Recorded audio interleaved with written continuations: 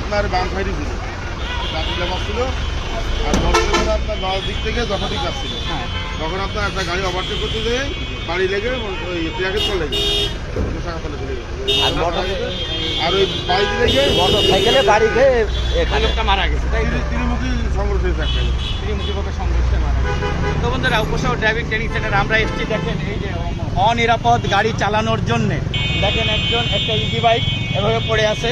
তাই রাস্তায় কখনো আর আপনারা দ্রুত গতির গাড়ি চালাবেন না বন্ধুরা। সবসময় মনে করুন, আমি চালক ভাইদের দৃষ্টি আকর্ষণ করছি, আমরা আর কোনো প্রাণহানি দেখতে চাই না রাস্তায়। আপনারা সবসময় ট্রাফিক সিগন্যাল মেনে গাড়ি চালাবেন। এই দেখেন একটা পরিবার আজ নিঃস্ব হয়ে আছে, তাই এই নিঃস্ব আর আমরা হতে চাই না। আমি কারোর চোখের পানি দেখতে চাই না। সারা জীবন মনে রাখবেন, সময়ের চেয়ে জীবনের মূল্য অনেক বেশি। একটি দুর্ঘটনা সারা জীবনের কান্না। এই কথা চিন্তা করে সবসময় রোডে ট্রাফিক সিগন্যাল মেনে গাড়ি চালাবেন।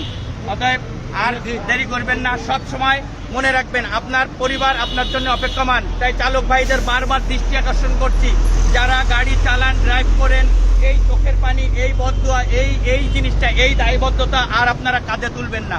তাই ট্রাফিক সিগন্যাল এবং দ্রুত গতির গাড়ি চালানো বর্জন করবেন।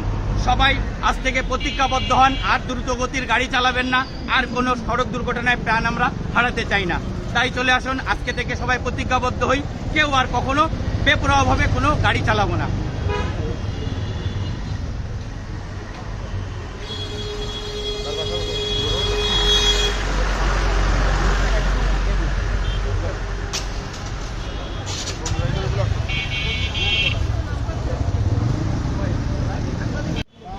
বন্ধুরা, উপশহর ড্রাইভিং ট্রেনিং সেন্টার বারবার আপনাদেরকে সতর্ক করে যাবে এবং সারা জীবন আমরা করে যাব। সবসময় নিরাপদে গাড়ি চালাবেন, ট্রাফিক আইন রাস্তায় মেনে গাড়ি চালাবেন, দ্রুত গতির গাড়ি চালানো বর্জন করবেন এবং অবশ্যই মনে রাখবেন, ট্রাফিক সিগন্যাল মারবেন তো আপনার জীবন বাঁচবে। ট্রাফিক সিগন্যাল মানবেন না, আপনার দুর্ঘটনা আপনার পায়ে পায়।